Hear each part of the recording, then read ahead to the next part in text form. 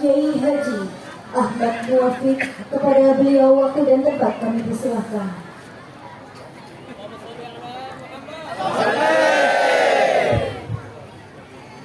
Assalamualaikum warahmatullahi wabarakatuh.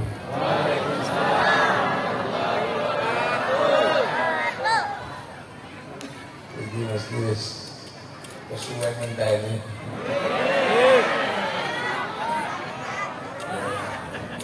Ngapunten. Kula pengen paling dia. Perjalanan 7 jam ditempuh hanya 5 jam.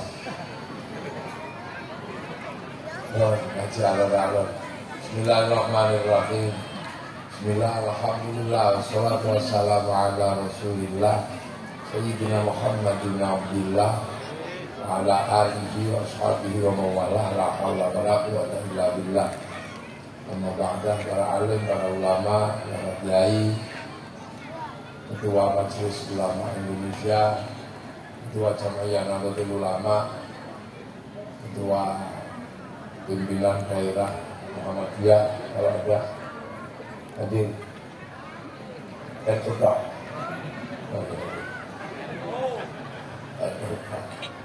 Pak Bupati yang kita cintai dan kita banggakan, Pak Kapolres, alhamdulillah juga menemani kita semua. Hadirin wal hadirat yang berbahagia, alhamdulillah kita ini paling rajin bikin tabligh akbar. Pokoknya sementing ngaji ya. Pokoknya sementing ngaji. Ya caranya apa, tulisannya lah. Tabligh akbar enggak. Jadi orang NU ini paling rajin bikin pengajian. Makanya NU semakin hari semakin dicintai. Ya karena kalau pengajian semua ikut, bakul bakso ya ikut, bakul kelembungan ikut, baca ikut, tukang son ikut, yang punya terop ikut, semua itu terlibat. Nah ini kebiasaan orang NU, kumpul-kumpul kayak gini. Dalam 1 tahun nggak bisa dihitung berapa kali orang NU kumpul. Halal bihalal kumpul, pamitan haji kumpul, kawinan kumpul, khol kumpul, kematian kumpul, hijriyah kumpul, mulutan kumpul, nanti rejepan kumpul, ruahan kumpul, Nuzulul Quran campur puasa, ngumpul campur kolak, campur mercon, kumpul semua. Nah itu kenapa? Karena memang Indonesia ini harus selalu dijaga, nggak boleh dibiarkan tercerai-berai. Kenapa? Karena kita punya tanggung jawab. Tanggung jawab apa? Tanggung jawab untuk menjaga persatuan dan kesatuan. Karena kita ini punya prestasi yang bangsa lain nggak bisa. Prestasi apa? Prestasi persatuan. Orang Arab itu satu bangsa, tapi pisah menjadi puluhan negara. Orang Eropa itu satu bangsa, pisah jadi puluhan negara. Orang Cina satu bangsa, pisah jadi puluhan negara. Tapi kita ini berbeda. Kita punya prestasi puluhan bangsa, puluhan suku dan agama mampu bersatu dalam satu negara kesatuan Republik Indonesia. Itu prestasi yang gak mudah, makanya harus kita jaga. Nah orang Islam dalam persatuan ini punya konsep yang luar biasa di Indonesia. Jadi kenapa di Indonesia kaum musliminnya banyak, 90% kaum muslimin. Tapi kenapa kaum muslimin di Indonesia bisa hidup dengan yang lain dengan aman? Berbeda agama, berbeda suku, berbeda keyakinan. Kenapa hanya Indonesia yang bisa seperti itu? Kenapa orang Indonesia yang mayoritas Islam tidak memaksakan negara Islam? Kenapa kaum muslimin yang 90% ini nggak memaksa semua harus ikut ajaran Islam? Itu tidak lain dan tidak bukan karena Indonesia ini mengikut paham Rasulullah. Jadi ketika Islam datang ke Indonesia, Indonesia ini sudah puluhan bangsa, suku dan agama. Makanya ketika Indonesia itu sudah puluhan suku, bangsa, agama dan rukun, sudah ada Bhinneka Tunggal Ika, maka para pendiri bangsa menggunakan ajaran Rasul, bagaimana caranya hidup bersama-sama, tapi tidak saling mencederai, tapi saling bertanggung jawab. Maka konsep yang dipakai adalah konsep Rasulullah, kullukum ra'in wa kullukum mas'ulun an ra'iyati. Jadi kullukum ra'in wa kullukum mas'ulun an ra'iyati itu adalah kalimat Rasulullah. Kalian semua adalah para pemimpin yang harus hidup saling bertanggung jawab. Nah, orang yang hidup berbeda-beda tapi saling tanggung jawab dalam bahasa Rasulullah itu adalah ra'iyah. Ra'iyah itu adalah orang yang hidup berbeda-beda tapi saling tanggung jawab. Ra'iyah itulah yang diserap ke bahasa Indonesia menjadi rakyat. Jadi rakyat itu adalah kalimat Rasulullah.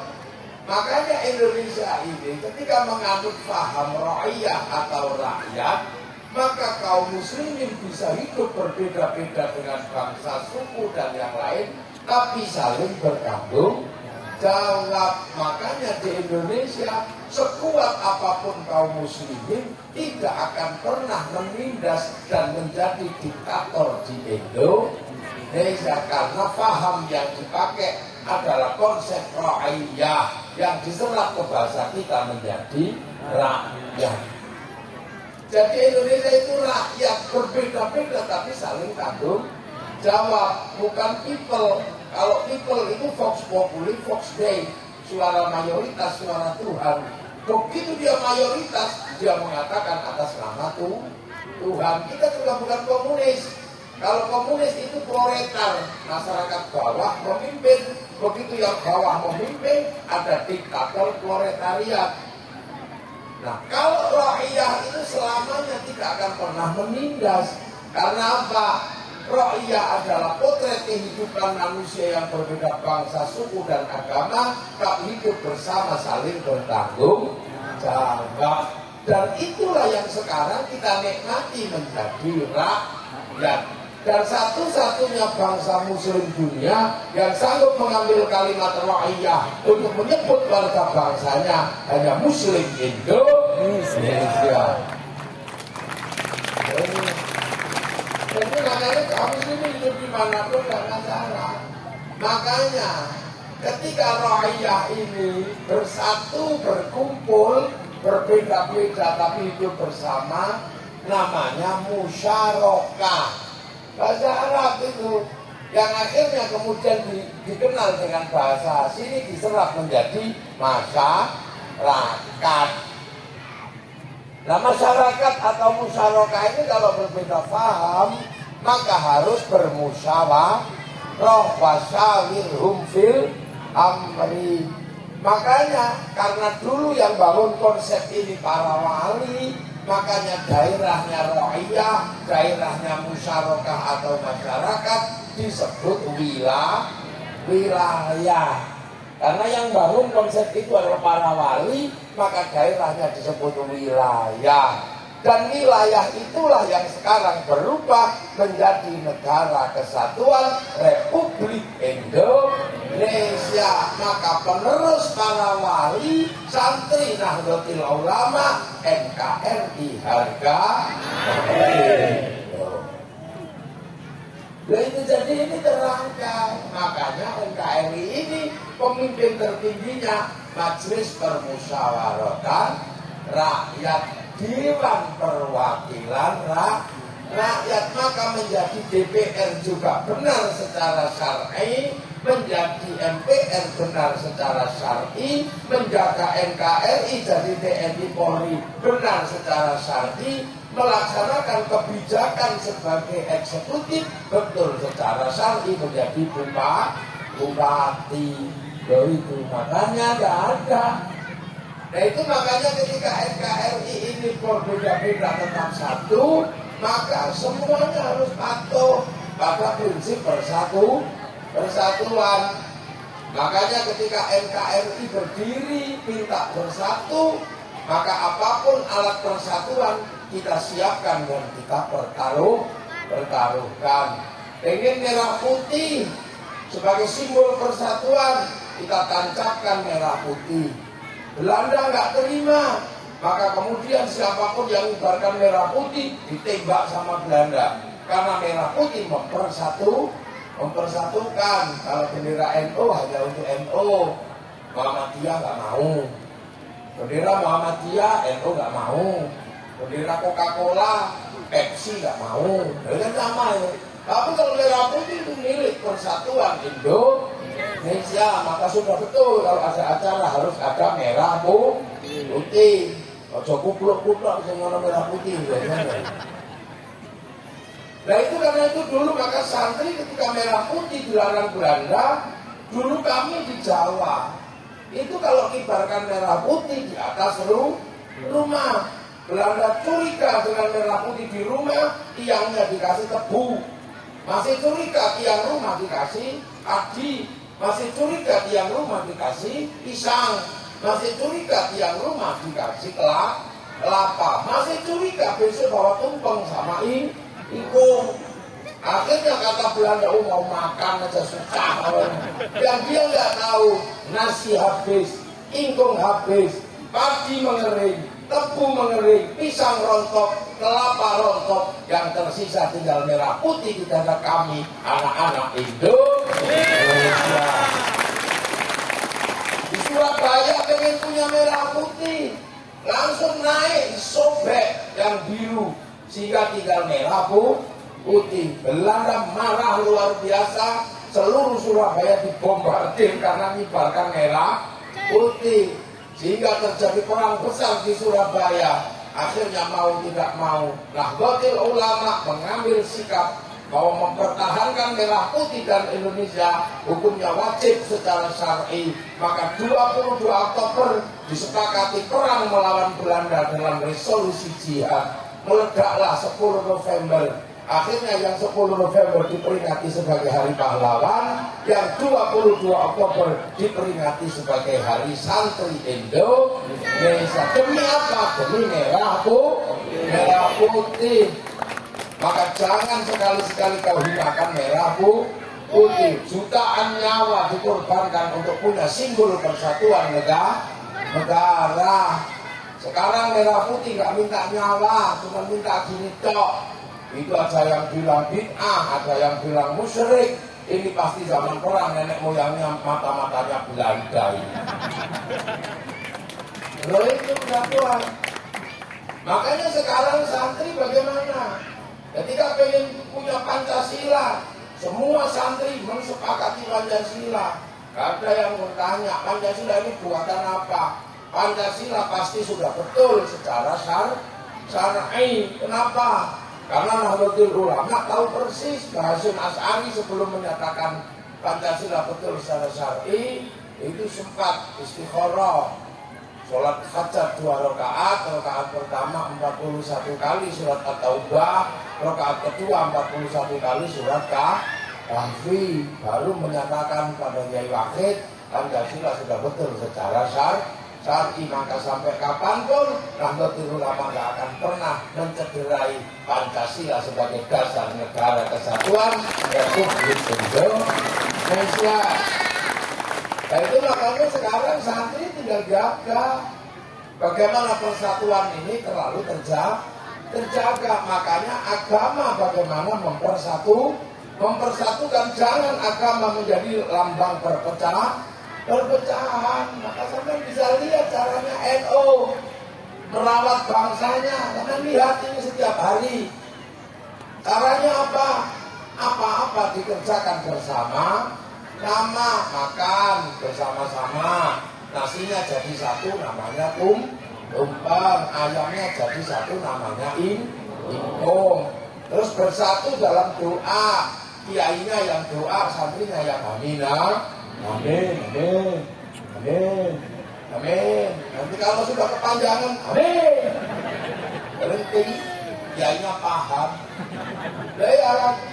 Nah, lantas kemudian kalau yang ingin berdoa kok semakin banyak, diajak ke alun lamandau berzikir, lamandau istighosah, kebersamaan terjaga. Kalau sudah sampai lapangan, bakul bakso ikut, gerobak sawit ngangkut penumpang ikut, semuanya ikut rukun bersama-sama. Rakyat terlibat semua, nggak ada yang ditanya. Yang jualan bakso kamu Islam apa enggak? Nggak ada yang ditanya. Persatuan terjaga, roda ekonomi berputar loh ini. Nah yang lain apa mau? Nggak mau. Doanya sendiri-sendiri. Bersatu berdoa nggak mau. Ada orang berdoa bersama disebut bid'ah. Kapan orang punya kerukunan dalam hal ini kalau semua harus dipisahkan menjadi pribadi. Nah itu makanya santri ini selalu jaga persatuan. Makanya Pak Bupati, Pak Kapolres, cara-cara kayak gini ini bantu menjenengan jaga bangsa dan negara. Persatuan terjaga, roda ekonomi berputar. Makanya kalau santri pergi istighosah kok nggak pakai helm ya nggak usah ditangkap.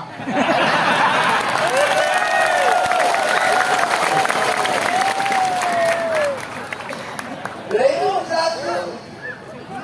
Ya coba sholawat. Santri kalau sholawat jadi satu dengan gayanya masing-masing. Ya santri kan sholawatan.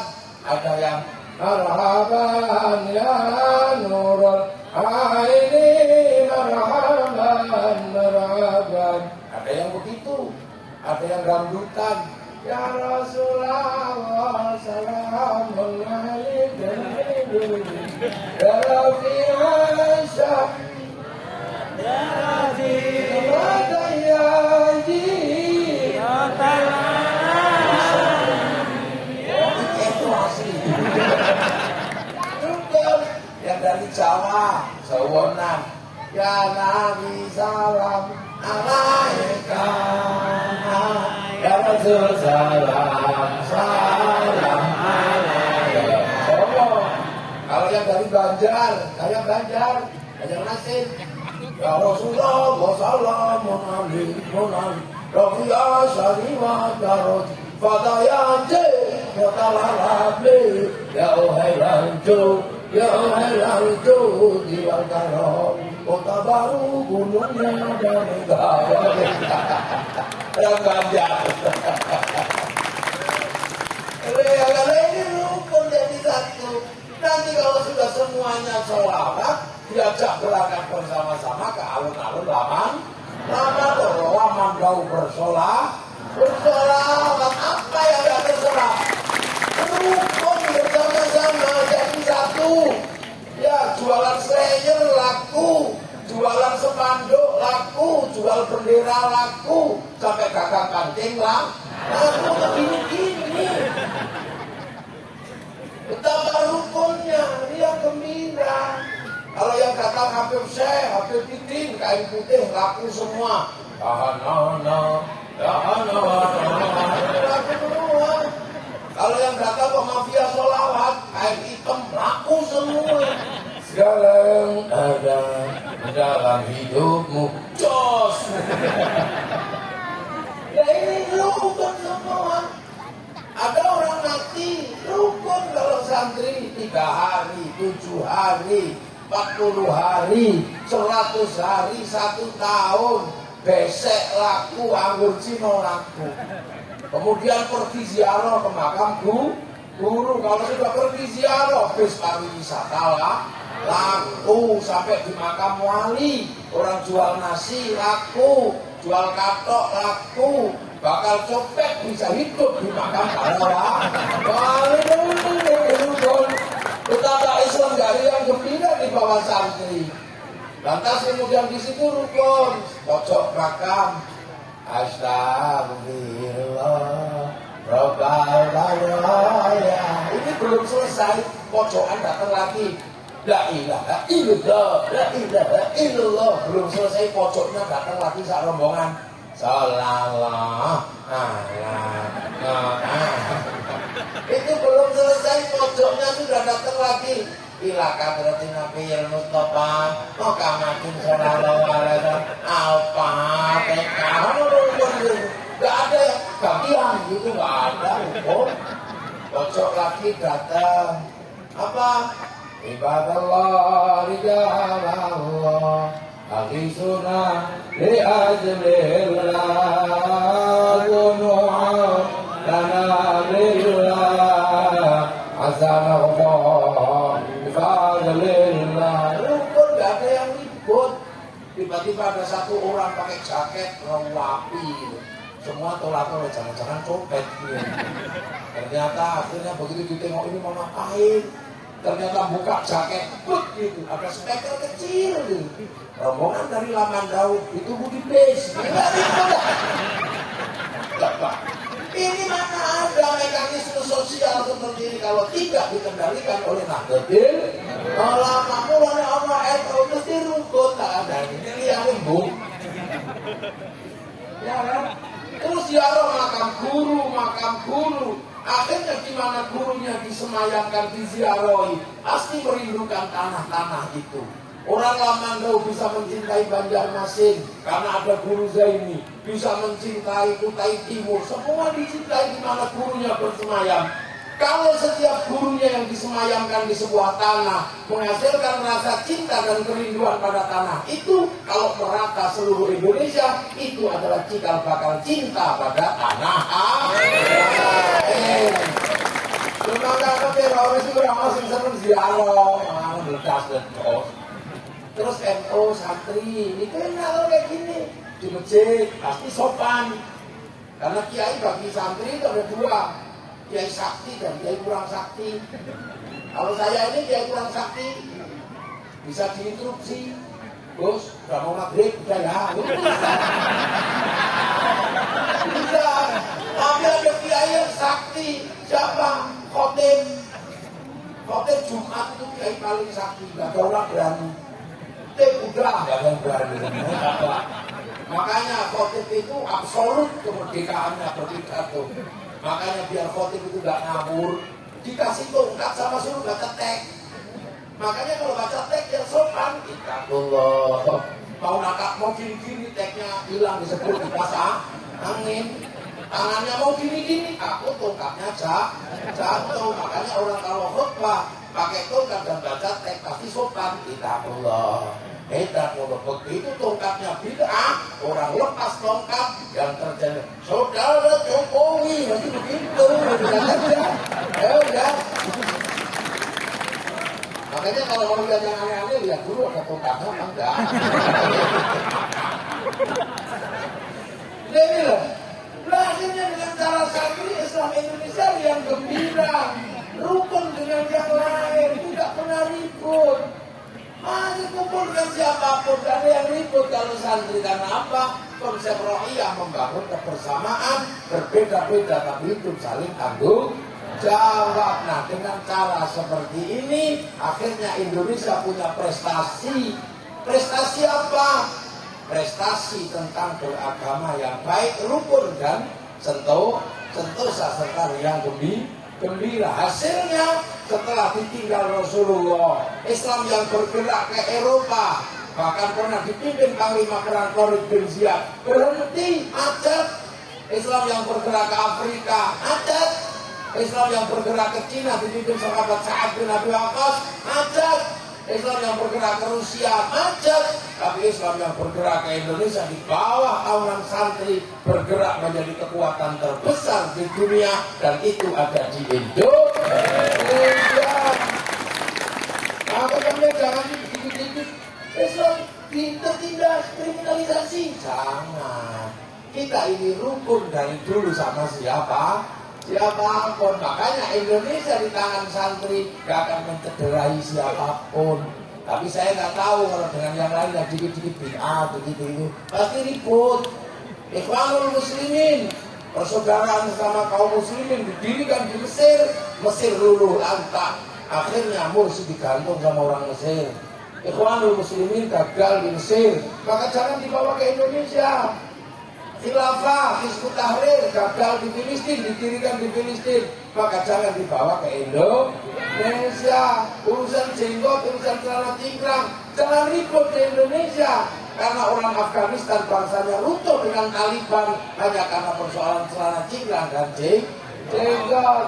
Makanya kiai di Indonesia dulu juga sama, pergi ke sini pakai jubah, tapi tidak bisa dipakai nanam padi. Tidak bisa dipakai manjat kelapa, maka jubah sebagai baju syar'i dipotong. Potongan syar'i namanya sar'un. Nah, orang sini nggak punya huruf ain, punyanya mau potong, maka sar'un menjadi saruan jadi sarungan. Makanya nggak usah ribut cingkrang atau pendek atau bawah. Kalau sampai ingin cingkrang, rintik yang tinggi. Kalau pengen yang lotrok, luruskan ke bawah. Tapi takbirnya pasti sempurna karena Allahu Akbar pasti nyantol di atas lingkingan itu enaknya santri. Dan ini kita punya NKRI yang luar biasa hari ini, paling riang gembira. Jadi kita punya Malaysia jam 10 malam nggak boleh pengajian. Sini sampai 24 jam nungging masih boleh. Itu menandakan apa? Kita menjadi bangsa yang riang gembira, bisa hidup dalam perbedaan agama, suku dan bangsa, berbeda apapun, hidup saling bertanggung jawab karena kita adalah potret ra'iyah yang dicita-citakan oleh Rasulullah, yang akhirnya kita kenal dalam bahasa bersama secara konstitusional menjadi rakyatan yang dipimpin oleh hikmah, kebijaksanaan dalam permusyawaratan perwakilan. Amma ba'du. Ini baru mukadimah. Saya belum mulai ngaji. Ya makanya saya udah mukadimah aja, tapi kalau sudah maghrib ya udah kapan-kapan lagi tak terusin. Kapan-kapan diterusin lagi, ini mukadimah aja. Kamu seneng nggak lihat saya? Yes. Cukup sih penting. Ya semoga semua dalam ridha Allah, semua dalam kebahagiaan. Dan harus diingat, hidup bersama-sama bisa berbeda tapi saling bertanggung jawab. Al-Fatihah. Wa'alaikumsalam alaikum warahmatullahi wabarakatuh. Amin. Bismillahirrahmanirrahim. Alhamdulillahirabbil alamin. Hamdan na'imin wa syakirin hamdan yuwafi ni'amahu wa kafirin mazidah. Ya Rabbana lakal hamdu kama yanbaghi li jalali kalimati wa 'azimi sultanik. Allahumma ta'ala futuhal 'arifin. Bima ta'ala alaina 'ala rahmatika wa rabbina wa nasyu'al kiram. Ya Allah, termasuk ya Allah. Kami yakin Rabbana nas'al min dzurriyyati biwadin ghairi dhi zar'in 'inda baitikal muharram. Rabbana yuqimu sholata waj'al 'afwan nasi tawi ilaihim. وارزقهم من الثمرات المشكور رجال اولادنا ذرياتنا رامدا علمنا من الخير والعباد والمسلمين فيها مسلمان لا بين امهاتنا والشيخ وشيخنا وجميع الشيخ ومن دعوا اللهم اغفر لهم وارحمهم وعافهم واغفرهم اللهم لا تحرمنا اجرهم ولا تفتنا بعضهم اغفر لهم اللهم اجعل قبرهم من هذه الجنان اللهم اجعل مقبرهم جميعا كلنا محمد رسول الله يا اخر من نرجو ربك رضيه مرضيه وادخل في عباد خلدنا ربنا اتنا في الدنيا حسنه وفي الاخره حسنه وقنا عذاب النار صلى الله على سيدنا محمد والحمد لله رب العالمين. الفاتحه. المغضوب عليهم ولا الضالين آمين. اهدنا الصراط المستقيم اللهم وفق لنا ومن الطريق. السلام عليكم ورحمة الله وبركatuh. Allahumma shalli ala sayyidina Muhammad. Demikian acara demi acara telah kita lewati. Saya selaku pembawa